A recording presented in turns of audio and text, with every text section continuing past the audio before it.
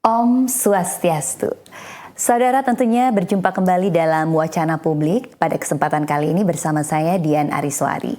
Yang kita ketahui apabila mengingat atau mendengar kata intelijen, mungkin Bapak Ibu atau saudara sendiri memiliki berbagai macam interpretasi.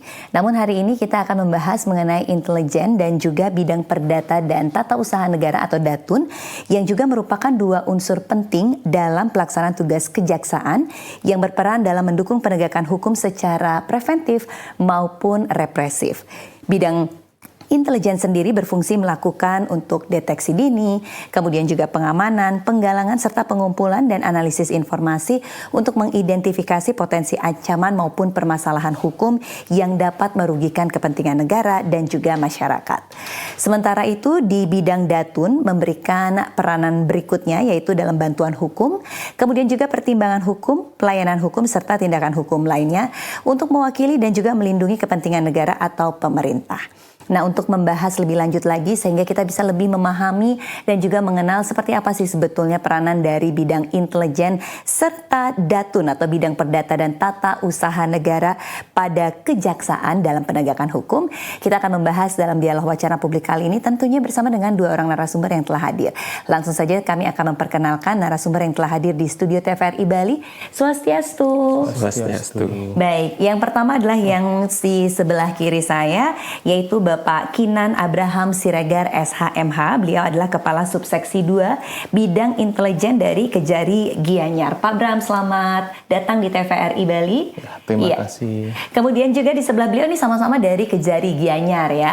Beliau adalah Bapak Gede Wisnu Yoga Mandala SHMH, Kepala Subseksi Pertimbangan Hukum Bidang Perdata dan Tata Usaha Negara Kejari Gianyar. Swastiastu, selamat datang di TVRI Pak Yoga. Ya. Baik, sehat-sehat ya, apa kabar berdua? Sehat. Baik, ini dari Kejari Gianyar. Jadi kalau dari struktur kejaksaan sendiri itu mungkin boleh kita jelaskan terlebih dahulu ya, Pak Yoga dan juga Pak Bram. Dari tingkat pusat, kemudian ada di tingkat provinsi, kemudian ada juga di tingkat kabupaten ya. Kejari Gianyar ini yang di tingkat kabupaten namanya Kejaksaan Negeri. Kemudian apabila dia di tingkat provinsi namanya Kejaksaan Tinggi. Kemudian kalau di pusat dia namanya adalah Kejaksaan Agung ya, Kejaksaan Agung. Nah, ini kan berbeda-beda level sesuai dengan cakupannya. Kejaksaan Agung untuk di pusat, Kejaksaan Tinggi untuk di provinsi, dan Kejaksaan Negeri untuk di masing-masing kabupaten kota. Nah, tapi kalau masyarakat kita mungkin mengenalnya atau familiarnya udah kejaksaan aja ya. Entah itu Kejaksaan Agung, Kejaksaan Negeri ataupun Kejaksaan Tinggi. Ya, taunya mungkin kejaksaan, apalagi banyak sorotan juga untuk para jaksa dan kejaksaan akhir-akhir ini dalam proses pengadilan yang banyak juga mungkin viral ataupun mungkin memantik perhatian masyarakat kita. Sebetulnya masyarakat itu hanya mengenal kejaksaan melalui peranan jaksa sebagai jaksa penuntut umum di dalam sebuah proses pengadilan. Apakah sebenarnya kejaksaan itu hanyalah sebatas itu, Pak Yoga? Mungkin Pak Yoga dari Kepala Subseksi Pertimbangan Hukum Bidang Perdata dan Tata Usaha Negara mungkin boleh menjelaskan? Baik, terima kasih. Untuk kejaksaan secara umum dia memang suatu lembaga pemerintah yang memiliki kekuasaan di bidang penuntutan dan kewenangan lain yang berdasarkan dengan peraturan perundang-undangan. Baik, jadi memang tugas utamanya adalah di bidang penuntutan ya Pak ya. Baik, meskipun ada beberapa tugas lainnya seperti yang tadi Pak Yoga sampaikan ya. Iya, berdasarkan peraturan perundang-undangan. Baik, dan itu juga sudah diatur di peraturan perundang-undangan. Tapi kita bisa mengatakan kalau di dalam sebuah pengadilan itu kan ada pengacara sebagai yang membela terdakwa seperti itu. Kemudian ada jaksa yang akan melakukan penuntutan umum. Berarti sebetulnya peranannya juga mirip-mirip sama pengacara tetapi mewakili pemerintah. Seperti itu, Pak? Ya, kami mewakili pemerintah dalam hal penuntutan, khususnya dalam perkara pidana maupun kalau perkara khusus dia mengalami contohnya seperti di bidang tindak pidana korupsi maupun tindak pidana yang berkaitan dengan hak asasi manusia. Baik. Nah, kemudian di dalam kejaksaan kan sudah ada peranannya yang utama ini adalah sebagai perwakilan pemerintah di dalam penuntutan umum. Tapi kemudian di sini ada juga beberapa bidang di bawahnya yang dibawahi oleh kejaksaan seperti bidang intelijen ini ya, ada Pak Bram di sini. Padahal kan kalau intelijen kita mungkin ingatnya adalah ada BIN, sudah ada institusi pemerintah, Badan Intelijen Negara. Kemudian di kepolisian juga ada tugas dan fungsinya dia untuk intelijen ya. Nah, apalagi kalau masyarakat kita taunya intelijen mungkin mikirnya detektif gitu ya, atau mungkin ada penyamaran seperti itu ya. Kemudian kalau di bidang intelijen di kejaksaan ini seperti apa fungsinya Pak Bram? Baik, jadi kalau tadi yang sudah disampaikan bahwa jika kita mengatakan intelijen, biasanya masyarakat langsung yang terbayang adalah seseorang yang menyamar. Ya, betul. Mata-mata. CEO yang menyamar. Ya. Menyamar. Di situ kemudian melakukan penangkapan seperti itulah yang terbayang dalam hal intelijen. Apalagi di negara kita sudah banyak sekali bidang-bidang intelijen. Jadi ada juga tadi disampaikan ada bidang intelijen negara, kemudian juga intelijen di setiap penegakan hukum seperti mungkin di kepolisian, kemudian juga di pertahanan juga kita memiliki badan intelijen juga. Nah, kalau begitu kenapa harus ada intelijen kejaksaan? Intelijen kejaksaan adalah fokusnya adalah intelijen penegakan hukum.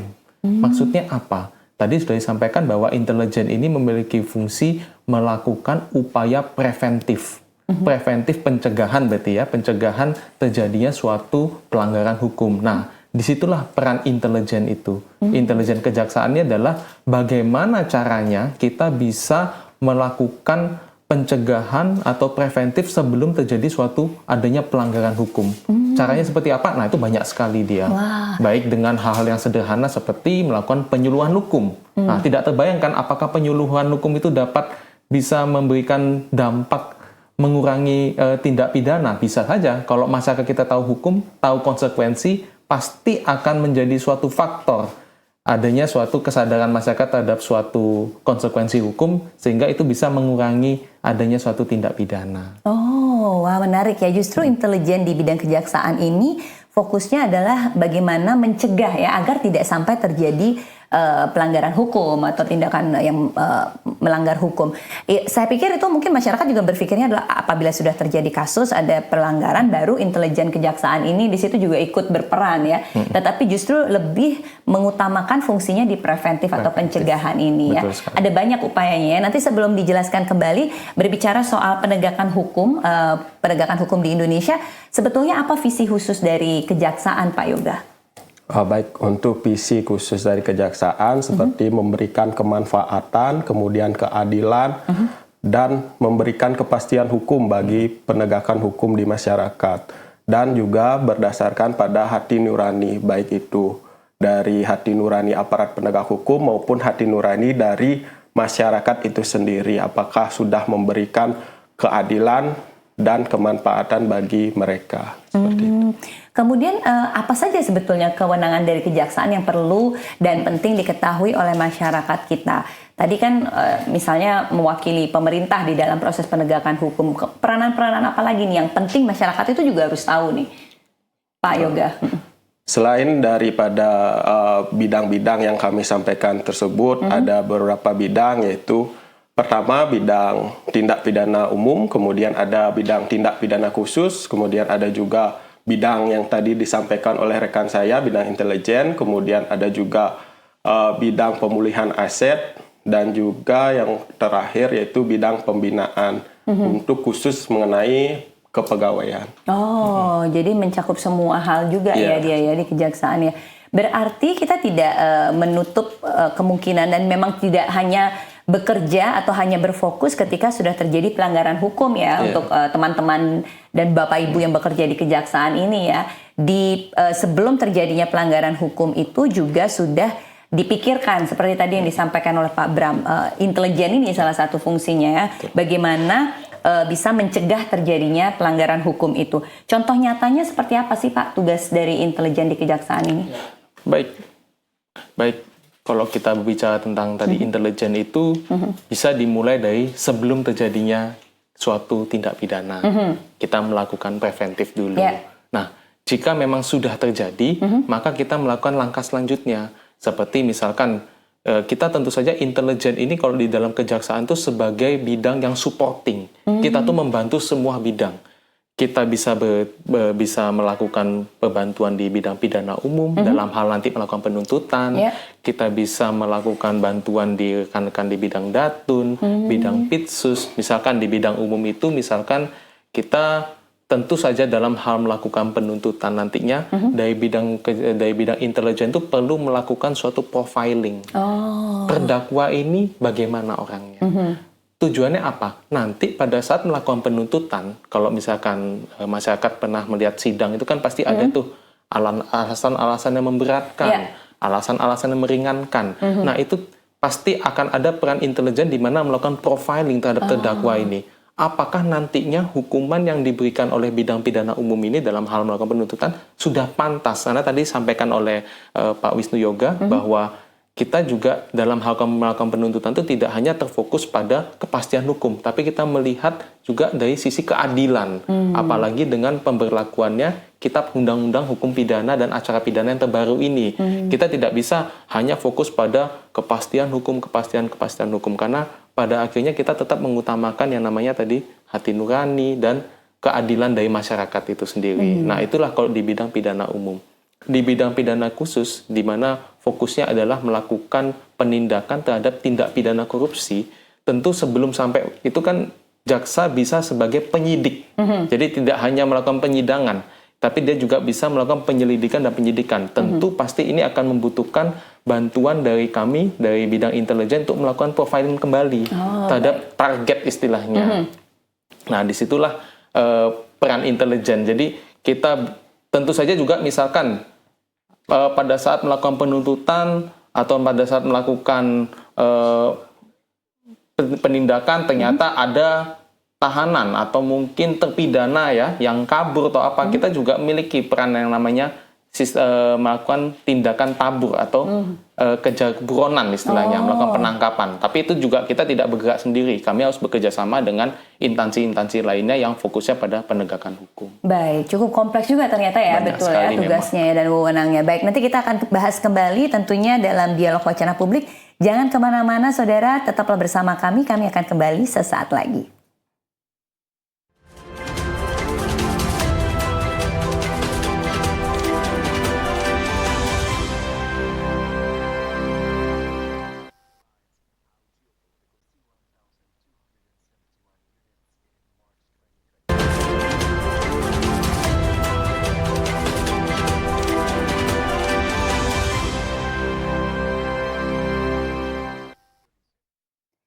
Ya saudara, bagaimana peranan intelijen dan juga Datun dalam proses penegakan hukum di Indonesia masih menjadi topik dari wacana publik kita kali ini bersama dengan dua orang narasumber yang telah hadir di studio TVRI Bali. Ada Bapak Abraham atau Pak Bram dan juga Bapak Wisnu Yoga.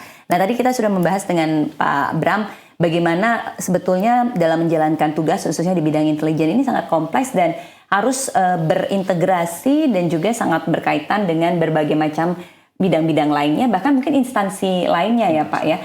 Nah ini di dalam menjalankan begitu banyaknya tugas-tugasnya, seperti tadi misalnya ketika ada sudah terjadi satu tindakan pelanggaran hukum yang sudah mungkin masuk ke proses persidangan, ketika melakukan profiling atau intelijen, apapun kegiatan terkait dengan intelijen seperti itu, apakah dia bekerja masing-masing, misalnya dari kepolisian juga, kan pasti juga sudah melakukan beberapa macam profiling dan juga aktivitas intelijen sebelumnya. Ini apakah saling share data seperti itu atau informasi atau saling terkoneksi atau masing-masing aja gitu Pak biasanya? Nah tentu saja, jadi kalau kita bicara intelijen ini dia sifatnya dinamis istilahnya, bergerak. Itulah bagaimana cara kita melakukan penggalangan itu, bagaimana cara kita mendapatkan, karena fokus intelijen ini kan yang paling berharga adalah informasi. Nah itulah bagaimana peran intelijen ini dapat mendapatkan berusaha mendapatkan informasi tersebut, baik itu dengan cara melakukan koordinasi atau dengan cara-cara lain.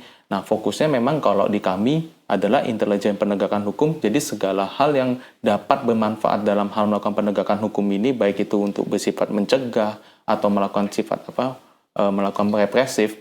Nah, itulah kita berkoordinasi tidak hanya pada tadi disampaikan kan lintas instansi ya, bahkan di luar dari itu kami juga bekerja sama dengan masyarakat istilahnya. Jadi bagaimana caranya agar informasi itu dapat kita miliki dan kita laporkan kepada pimpinan dengan tujuan utamanya ya nanti kita pergunakan dalam hal untuk penegakan hukum itu sendiri. Baik.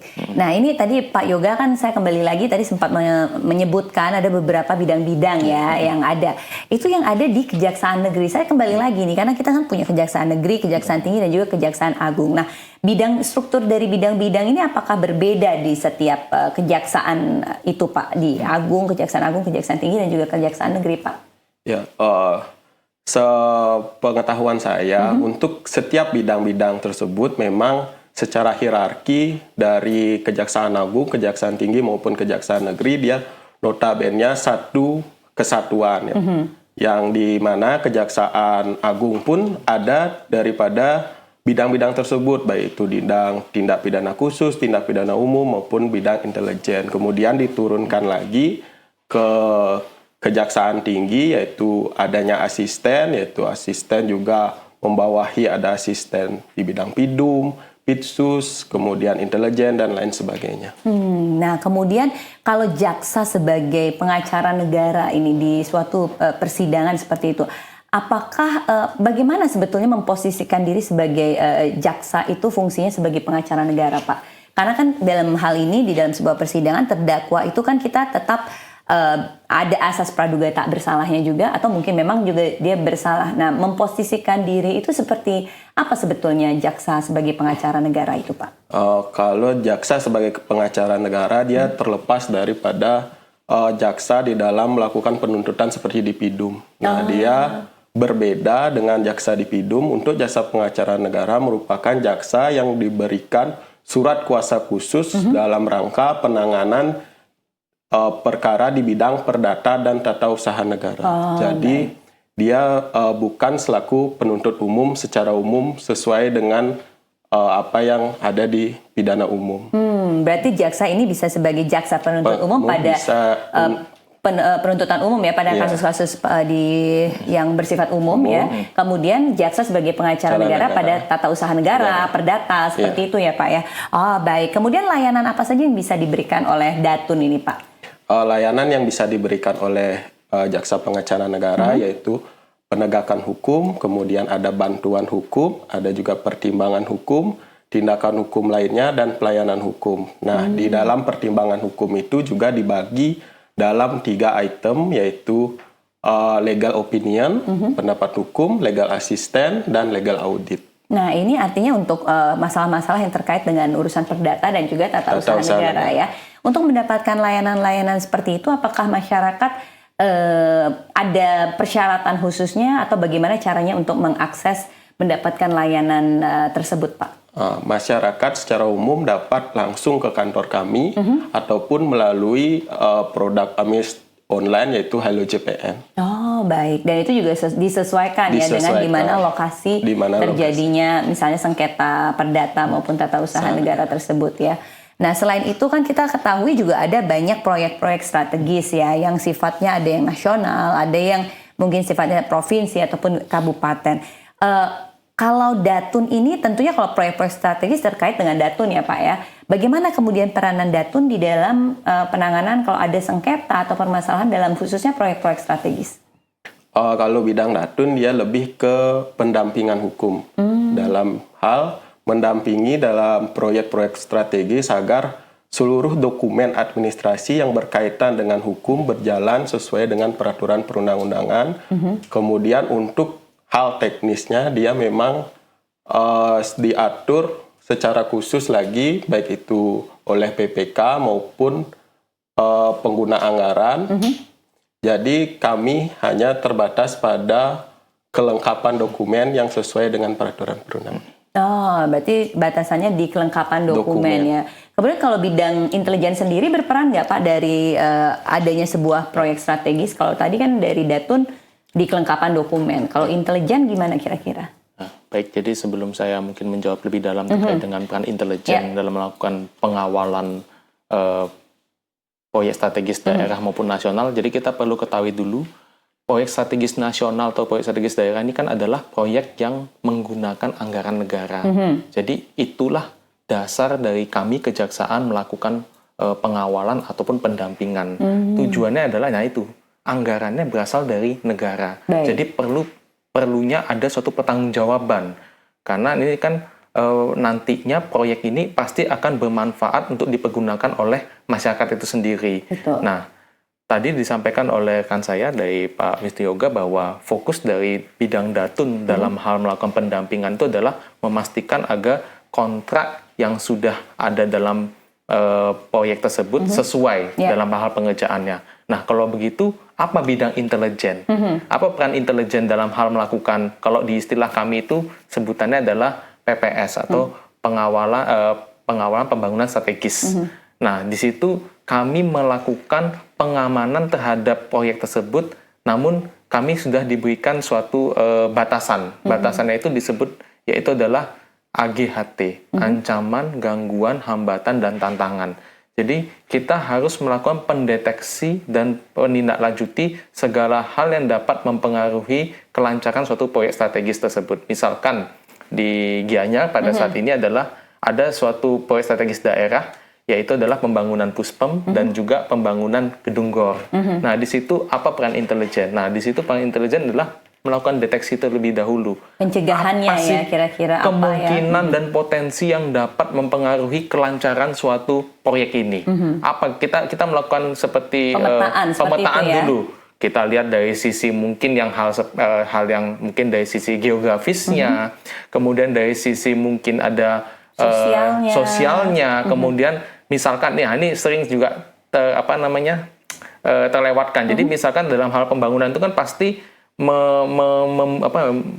membutuhkan lahan yang luas, sehingga ternyata mungkin bergesekan dengan hal mungkin ada utilitas di situ, seperti tiang PLN atau mungkin ada pipa PDAM. Nah, itu kan pasti akan ada jadi clash di situ ya. Nah, disitulah peran kami di bidang kejaksaan kemudian menengahi, kita melakukan koordinasi, ini bagaimana solusinya. Nah, seperti itu. Kemudian juga kita melakukan suatu pencegahan, mungkin kami bisa juga memberikan saran kepada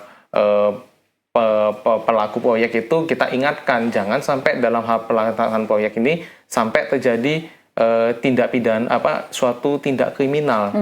Nantinya pasti akan mempengaruhi kelancaran suatu proyek tersebut, karena proyek ini kan kembali lagi tadi menggunakan anggaran negara. Kita tidak mau sampai ada keterlambatan atau mangkrak. Nah, itulah yang kita lakukan. Kerugian negara. Itulah kita lakukan pencegahan. Oh, jadi ini mendukung sekali bagaimana tindakan pencegahan terhadap adanya kerugian negara, penyelamatan keuangan negara juga di sini, termasuk juga bagaimana pencegahan tindak pidana korupsi. Itu juga termasuk skopnya nggak Pak kalau tindak Sudah pidana pasti korupsi? kalau itu. Berarti tidak hanya terkait ancaman misalnya geografis, kemudian juga sosial, secara prediksi cuaca juga misalnya seperti itu yang juga bisa menyebabkan kemunduran, bisa jadi seperti itu ya. Nah, bagaimana kemudian caranya melakukan bidang intelijen ini melakukan deteksi dini seperti ini Pak terhadap potensi-potensi pelanggaran hukum yang tentunya karena menggunakan anggaran negara, keuangan negara, berarti kan berpotensi juga bisa merugikan negara dan juga masyarakat kita Pak. Nah, tentu saja kami pada saat melakukan pendampingan atau melakukan pengamanan proyek ini, kita tentu ditarik lagi ke belakang, sebelum proyek ini berjalan, kita melakukan suatu namanya pool data atau pool bucket, yaitu pengumpulan bahan data dan pengumpulan bahan keterangan. Kemudian kita juga melakukan seperti suatu telahan, kita melakukan analisis. Jadi kita lihat, ini kemungkinannya terjadi apa, nanti kita kemudian kita laporkan ke pimpinan dan kita istilahnya presentasikan atau eksposkan istilahnya. Nanti tentu saja sebelum proyek ini berjalan, kita nanti akan melakukan yang satu namanya seperti entry meeting atau pertemuan awal itu kepada segala pihak-pihak yang terlibat. Nah, kita beritahu ini potensinya terjadi seperti ini. Kita memberi saran, tapi kita tidak masuk secara teknis, kita tidak bisa memberikan intervensi ya. Karena itu kan proyek sudah jelas istilahnya. Itu adalah proyek daerah, kita tidak hanya memberikan saran istilahnya supaya meminimalisir, jadi bisa dikatakan. Ya, meminimalisir potensi-potensi terjadinya kerugian keuangan negara. Nah, ini apakah di dalam menjalankan fungsi ini Pak, ini secara otomatis seperti itu langsung berjalan ketika ada proyek strategis yang dilaksanakan misalnya di daerah, berarti kan mungkin dari pemerintah daerah itu akan menginformasikan dan bekerja sama dengan kejaksaan, sehingga secara otomatis kejaksaan ini harus menjalankan tugas dan fungsinya terkait apapun itu, misalnya bidang intelijen, bidang datun, terkait pelaksanaan proyek strategis tersebut ya. Jangan dijawab terlebih dahulu, tahan dulu, karena kita akan bahas kembali tentunya setelah jeda pariwara berikut ini. Tetaplah bersama kami dalam Wacana Publik.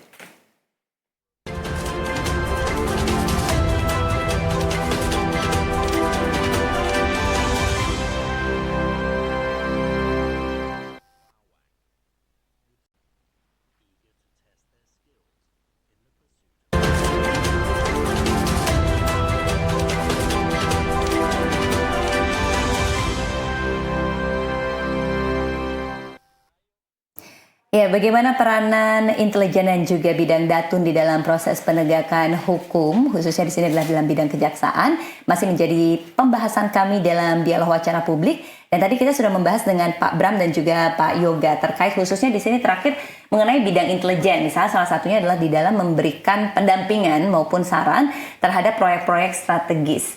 Nah, pertanyaan saya tadi yang terakhir mungkin saya ulas kembali sedikit, apakah otomatis setiap kali ada proyek strategis misalnya di daerah, tingkat daerah itu harus melibatkan kejaksaan? Dalam hal ini mungkin dari bidang intelijennya misalnya seperti itu, Pak. Baik, jadi kita kalau berbicara terkait dengan proyek strategis daerah atau proyek strategis nasional itu kan dia bagaimana sesuatu proyek dapat dikatakan proyek strategis daerah atau nasional. Biasanya proyek strategis ini adalah proyek strategis yang dikeluarkan oleh, misalkan kalau di tingkat kabupaten itu dikeluarkan oleh suatu SK Bupati. Jadi akan diumumkan bahwa mungkin pada tahun anggaran ini pemerintah daerah akan membangun suatu apa gitu, suatu proyek. Nah, itu kami juga dari kejaksaan sudah memiliki juknis istilahnya. Kami sudah memiliki petunjuk dari pimpinan, sudah ada dasar hukumnya bahwa kami wajib istilahnya melakukan pendampingan segala proyek-proyek strategis tersebut, baik itu proyek strategis daerah maupun nasional. Namun kalau kita berbicara jenjangnya mana sih? Kalau daerah itu memang biasanya akan dilakukan pendampingan atau pengamanan oleh Kejaksaan Tinggi dan Kejaksaan Negeri. Tapi kalau dari yang bersifat proyek strategis nasional seperti mungkin pembangunan mungkin IKN misalkan, nah itu pasti otomatis dari tingkat pusat atau Kejaksaan Agung. Jadi secara otomatis memang langsung melakukan pendampingan. Baik. Nah, kalau sudah ada pendampingan hukum seperti ini, misalnya saja di sebuah proyek strategis, apakah tidak menjadi kebal hukum? Atau mungkin kalau nggak kebal hukum, sebetulnya secara hukum sudah aman-aman aja nih, nggak mungkin adanya pelanggaran atau penyelewengan atau mungkin pelanggaran hukum seperti itu, Pak Yoga? Dalam hal ini kami bekerja secara profesional, kemudian jika memang ada suatu indikasi adanya pelanggaran hukum, kami tetap akan bertindak sesuai dengan aturan hukum yang berlaku. Kemudian kami akan lakukan tindakan yaitu mengedepankan daripada bidang pitsus dalam hal ini melakukan penyelidikan, kemudian penyidikan, penuntutan, kemudian dilanjutkan dengan proses peradilan sampai dengan eksekusi. Tapi dalam menentukan suatu keputusan maupun kebijakan itu kembali lagi kepada PPK maupun pelaksana daripada proyek tersebut. Jadi kejaksaan tidak ada mengintervensi tentang permasalahan tersebut. Jadi kejaksaan hanya sebatas memberikan pendapat hukum dalam hal melakukan pendampingan terkait dengan dokumen administrasi, baik itu di bidang perdata maupun administrasi negara. Baik, jadi meskipun diberikan pendapat hukum, ini kembali lagi nantinya ke PPK-nya, ya kan, yang melaksanakan apakah sesuai dengan apa yang direkomendasikan atau tidak, sehingga tetap bisa terjadi potensi pelanggaran hukum atau penyelewengan tersebut, ya Pak ya. Nah, kemudian bagaimana mekanisme pemberian pendapat hukum atau legal opinion untuk mencegah terjadinya pelanggaran hukum oleh instansi pemerintah, Pak Yoga? Secara mekanisme daripada pemberian legal opinion diatur dalam juknis kami, yaitu dengan adanya baik itu dengan permohonan maupun tanpa permohonan. Jika dilaksanakan dengan permohonan, maka si pemohon daripada legal opinion dapat bersurat kepada kami tentang permasalahan hukum yang dihadapi, kemudian nanti kami akan bersurat kembali untuk mereka melakukan expose, kemudian setelah expose, kami akan menerbitkan SP1, kemudian nanti kami akan menerbitkan juga nota dinas, baik itu ke bidang intelijen maupun ke bidang tindak pidana khusus terkait dengan ada tidaknya konflik of interest. Apakah memang nanti permasalahan ini ada konflik kepentingan nggak dengan bidang yang lain? Oh gitu. Ya. Kemudian kalau yang tanpa pengajuan seperti tadi kan ada dua ya, bisa dengan mengajukan permohonan legal opinion, bisa juga tanpa pengajuan seperti itu. Itu diberikan kepada apa dan siapa aja, Pak? Dapat diberikan kepada lembaga negara maupun khususnya untuk kami, di mana kami mendampingi dalam hal pemerintah daerah. Jadi ketika melakukan pendampingan terjadi permasalahan hukum, nah di sana kami dapat memberikan pendapat hukum dalam bentuk legal opinion. Oh, Sejauh mana kemudian peranan dari Datun ini ya Pak ya untuk tentunya dalam upaya menyelamatkan dan pemulihan aset atau keuangan negara atau aset negara apabila terjadi pelanggaran hukum, Pak? Dari proses yang kami lakukan selama ini, kami melakukan tindakan pelayanan hukum berupa bantuan hukum kepada baik itu BPKAD dalam hal penagihan pajak bagi penunggak-penunggak pajak, kemudian kami juga memberikan bantuan hukum kepada BPJS, baik itu BPJS Kesehatan maupun BPJS Ketenagakerjaan dalam hal pemungutan iuran bagi penunggak-penunggak yang tidak membayar iuran tersebut. Oh, baik. Nah, ini kan Datun ini cukup banyak ya, cukup kompleks juga pekerjaannya atau tugas dan wewenangnya. Bagaimana kemudian peranan dari bidang intelijen, efektivitasnya nih di dalam mendukung fungsi Datun selama ini? Kerjasamanya seperti apa, Pak Bram? Baik, jadi memang kalau di kami seperti yang tadi saya sampaikan, bahwa kami itu memang melakukan segala hal yang dibutuhkan dari bidang Datun. Misalkan tadi dari bidang Datun dalam hal melakukan penagihan terhadap yang menunggak iuran BPJS nah, misalnya. tentu pasti mereka akan membutuhkan dari bidang kami untuk melakukan profiling kembali atau melakukan tracing istilahnya, melakukan pengecekan.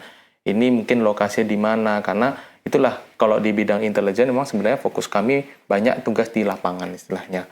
Jadi di situ banyak nanti dari bidang intelijen itu melakukan pengumpulan data, melakukan pengumpulan bahan keterangan. Barulah nanti jika sudah didapatkan, kita akan melakukan transfer data kepada rekan-rekan dari bidang Datun. Itulah nanti dasar mereka mungkin pada saat nanti melakukan melakukan penagihan atau bahkan nanti kalau sudah sampai tingkat gugatan itu juga bisa dipergunakan data-data yang kami sajikan istilahnya. Baik. Ini kan sebetulnya baik bidang intelijen maupun bidang Datun sama-sama sebetulnya menginginkan upaya pencegahan, preventing supaya tidak terjadi pelanggaran hukum seperti itu ya. Ada nggak sih program atau mungkin kegiatan yang dilakukan bersama-sama bersinergi antara bidang Datun dan juga bidang intelijen sebagai upaya untuk mencegah terjadinya pelanggaran hukum? Kalau dari kami sudah pasti yaitu adalah melakukan penyuluhan hukum itu sendiri. Ini bekerja sama berdua, bekerja sama ya, biasanya. bidang Datun dan juga betul bidang sekali. intelijen. Jadi kami tujuannya kan kembali lagi membuat masyarakat agar sadar terhadap suatu konsekuensi hukum, atau mungkin masyarakat kan banyak sekali yang belum mengetahui tentang hukum itu bagaimana sih. Mungkin selama ini mereka hanya melihat dari media-media, tapi hukum itu kesannya eksklusif bagi mereka yang kuliah fakultas hukum saja. Padahal kita mengharapkan dengan jika masyarakat mengerti hukum itu kan maka dapat memudahkan kami untuk bekerja juga jadinya istilahnya. Nah itulah biasanya kami dengan bidang Datun itu selalu bekerja sama melakukan penyuluhan. Bahkan penyuluhan ini tidak hanya mungkin kepada orang dewasa, kami bahkan dari sampai anak TK kita punya program yaitu JMS, Jaksa Masuk Sekolah, kemudian juga di radio-radio Jaksa Menyapa, kemudian kita juga ada program untuk melakukan penyuluhan hukum di tingkat desa yaitu adalah Jaksa Jaga Desa. Jadi semua elemen kita lakukan itu semua. Tujuannya ya agar adanya peningkatan kesadaran hukum di masyarakat itu sendiri. Oh, seperti itu ya, baik. Nah, kemudian di dalam adanya pelanggaran hukum atau sengketa nih, kita kembali lagi. Di sini kan sengketa ini bisa terjadi antara pemerintah dengan pihak ketiga, apalagi di sebuah proyek strategis.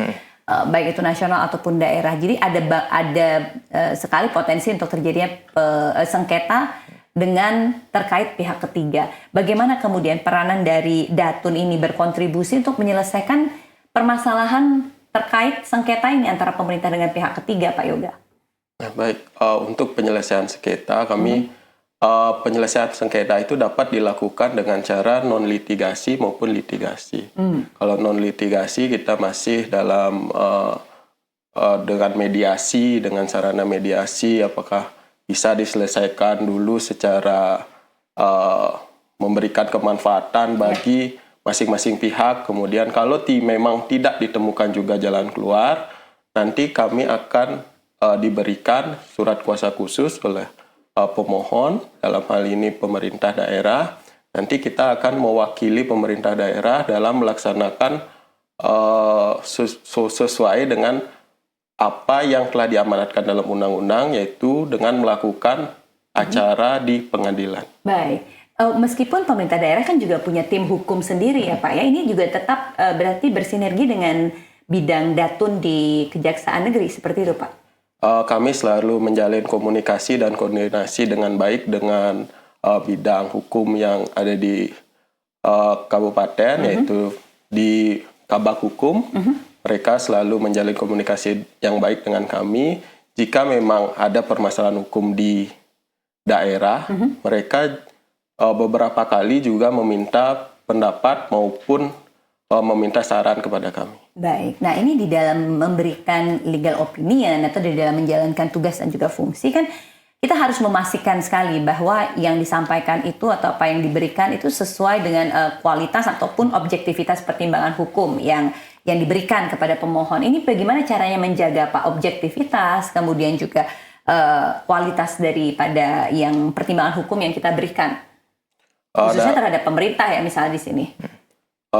Dalam pemberian pendapat hukum, kami lakukan secara juknisnya, dia sudah ada sesuai yang tadi saya sampaikan. Kemudian nanti pun jika memang sudah diterbitkan daripada SP2 untuk menindaklanjuti daripada pendapat hukum tersebut, nanti dilakukan ekspos secara berjenjang, baik itu di Kejaksaan Negeri maupun di Kejaksaan Tinggi.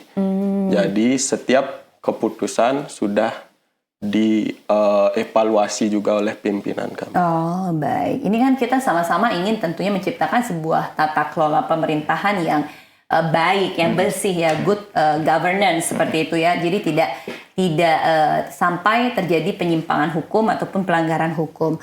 Untuk menciptakan hal tersebut agar bisa berjalan dengan lancar seperti itu, dari bidang intelijen ini bagaimana memposisikan peranannya, apalagi di tengah era digital ini untuk mendukung tugas datun maupun tugas bidang-bidang lainnya. Nah, jadi intelijen sendiri juga memiliki peran ya secara tidak langsung. Kami juga seperti humas istilahnya. Kita adalah intelijen kalau di tingkat Kejaksaan Negeri atau bahkan sampai di pusat, itu adalah yang paling pertama jika ada istilahnya kamilah tameng pertama istilahnya. Kamilah juga yang memberikan suatu klarifikasi atau segala informasi. Jadi memang di situ juga sudah menjadi tupoksi kami. Segala hal itu, misalkan ada suatu permasalahan, itu kamilah yang melakukan klarifikasi lebih paling pertama. Baik. Nah kalau dari bidang intelijen ini, apakah hanya terkait tentang perkara perdata dan juga tata usaha negara, atau juga terkait pidana umum misalnya seperti itu? Tadi juga sempat sedikit terlewat bahwa tadi sempat ditanyakan apakah bidang-bidang di Kejaksaan Negeri itu hanya itu saja di Kejaksaan Agung. Jadi kalau di Kejaksaan Agung maupun di Kejaksaan Tinggi itu kan ada lagi bidang, yaitu adalah bidang Jampitmil yang terbaru itu ya, pidana militer. Jadi itu adalah segala hal pidana yang adanya suatu koneksitas. Jadi perkara yang dilakukan oleh sipil dan militer secara bersamaan. Nah tentu saja kami itu bidang intelijen, seluruh bidang kami menjadi bagian supporting, baik itu di bidang pemulihan aset, di bidang PIDUM, di bidang datun, karena disitulah intelijen ini kan sebagai sumber data. Semua bidang pasti dalam hal melakukan suatu kegiatannya pasti membutuhkan data istilahnya. Data itu berawal dari kami, karena kamilah yang istilahnya melakukan koordinasi dengan lembaga-lembaga lain, dengan bidang intelijen lainnya. Nah, bentuk dukungan kami yaitu apapun yang diminta oleh bidang lain tuh kami harus bisa provide istilahnya. Kami membutuhkan data ini, kita harus kasih langsung cepat dan itu harus tepat istilahnya. Tidak boleh sampai ada satu kesalahan, karena itulah yang paling menjadi suatu hal yang paling efektif jadinya. Kalau sampai ada kesalahan kan tentu nanti akan berpengaruh pada hal penegakan hukumnya. Betul sekali. Baik, terima kasih Pak Bram dan juga Pak Yoga. Semakin menarik juga perbincangan kita terkait peranan dari bidang intelijen dan juga datun dalam kejaksaan, dalam penegakan hukum. Jadi jangan kemana-mana, saudara, masih ada satu segmen lagi yang akan kita ikuti dalam wacana publik kali ini. Tetaplah bersama kami.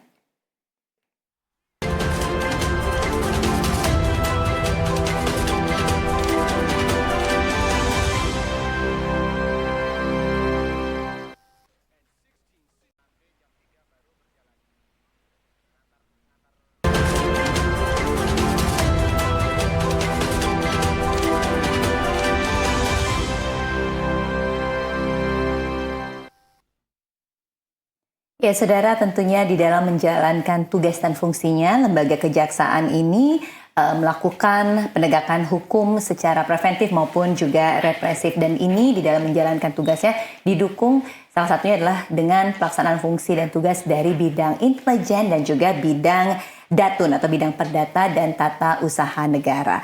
Kita kembali melanjutkan perbincangan kita pada hari ini bersama dengan Bapak Bram dan juga Pak Yoga dari Kejaksaan Negeri Gianyar ya, terkait bagaimana menjalankan fungsi dan mendukung fungsi penegakan hukum di kejaksaan melalui bidang intelijen dan juga Datun ini.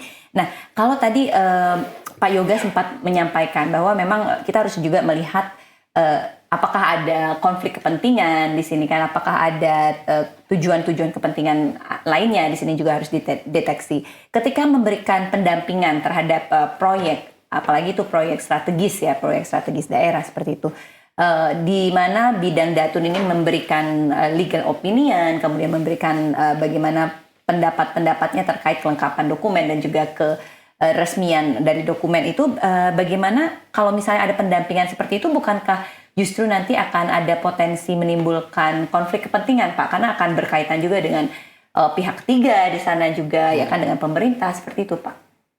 Dalam hal ini kami kan dari bidang Datun hanya berfokus pada dokumen sesuai dengan peraturan perundang-undangan. Jika nanti di dalamnya kemungkinan adanya penyelewengan, nanti kami akan melakukan penarikan daripada pendampingan tersebut. Oh, jadi bisa ditarik bisa juga ditarik. Ya? Baik. Nah, setelah ditarik nanti yang akan masuk yaitu adalah bidang Pitsus. Oh, begitu. Pitsus yang akan mempunyai kewenangan khusus dalam hal menangani perkara dugaan tindak pidana korupsi. Oh, baik. Ini terjadi apabila kira-kira mungkin misalnya proyek yang didampingi ternyata bermasalah atau menimbulkan potensi penyelewengan, seperti itu, Pak? Semisal adanya kalau yang paling mudah adanya markup harga. Baik. Nah, kita kan tidak mengecek harga wajar, harga tidak.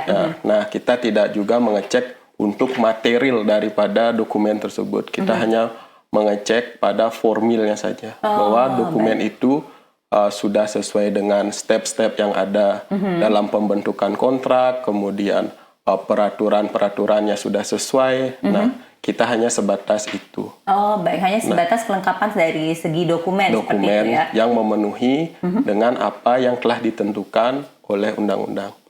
Untuk mekanisme seperti pengambilan keputusan, kebijakan, maupun tentang penentuan pemenang, nah itu dikembali lagi pengambil keputusannya kepada PPK. Oh, baik. Artinya kalau ada proyek yang mungkin di awalnya sudah didampingi oleh kejaksaan, kemudian bermasalah, apakah kejaksaan ikut bertanggung jawab di situ, Pak? Karena kan dari segi, paling tidak dari awal dokumen juga sudah diberikan saran ataupun pendampingan hukum dari kejaksaan, Pak, dari bidang Datun khususnya.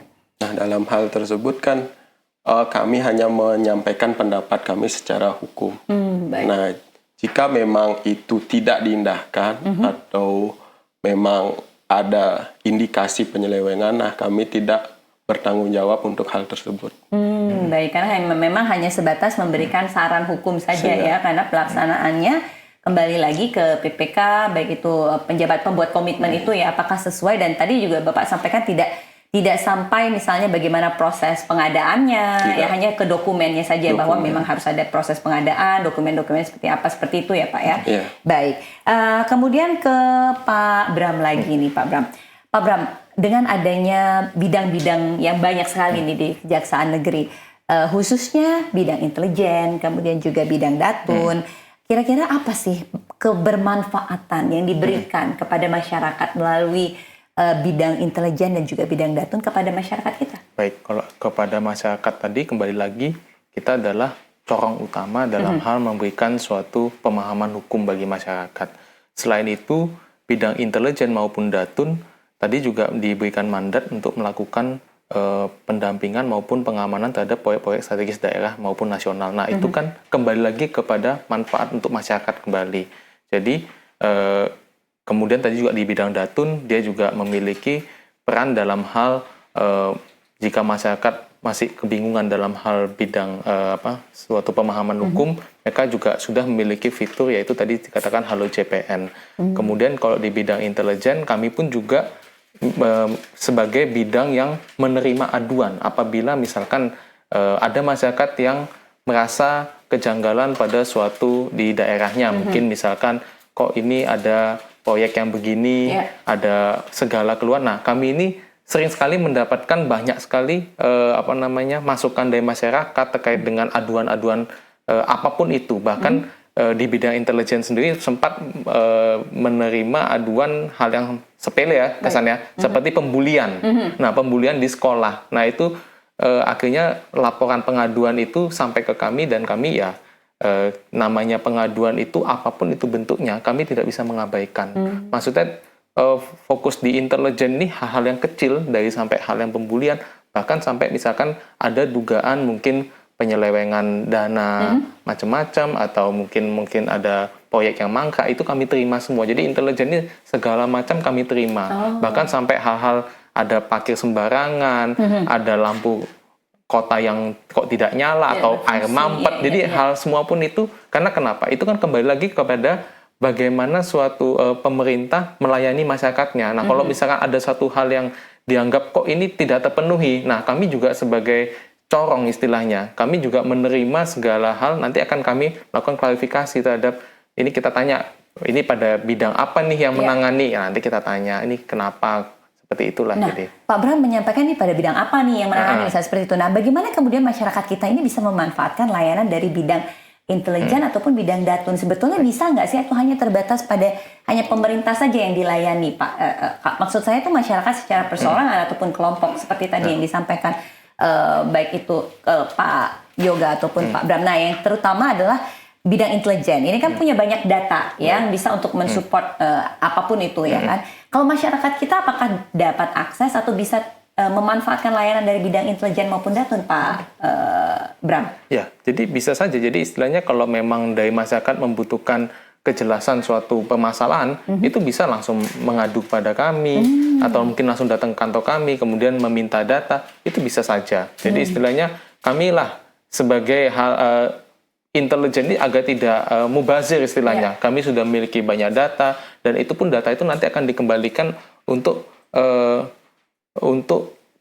kegunaan untuk masyarakat itu sendiri. Jadi kami juga sering sekali mendapatkan pengaduan-pengaduan seperti itu.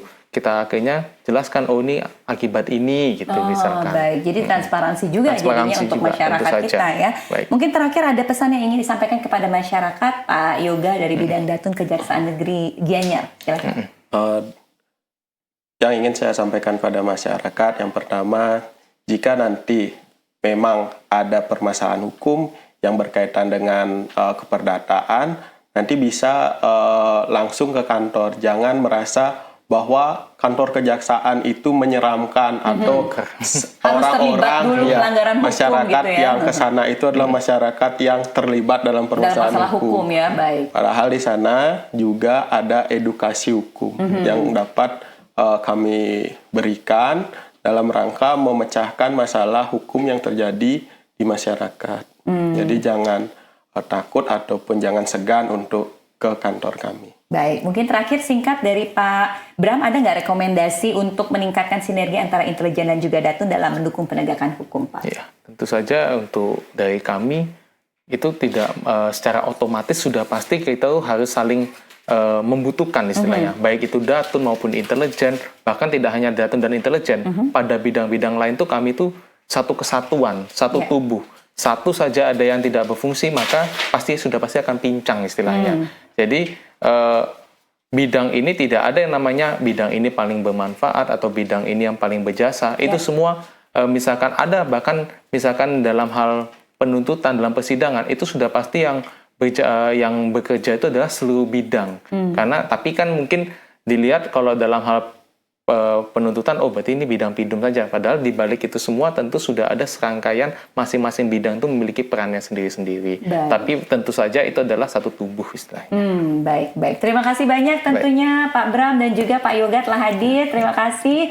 Dan tentunya saudara, semoga apa yang kami sampaikan hari ini memberikan manfaat sehingga Anda juga bisa lebih paham dan juga bisa lebih berkontribusi terhadap penegakan hukum. Seperti tadi yang disampaikan, apabila ada hal-hal yang ingin ditanyakan, ingin bertanya atau ingin mendapatkan pendapat hukum, ya legal opinion yang tepat, Anda bisa juga menghubungi Kejaksaan Negeri karena mereka juga punya bidangnya masing-masing ya untuk memberikan edukasi kepada masyarakat.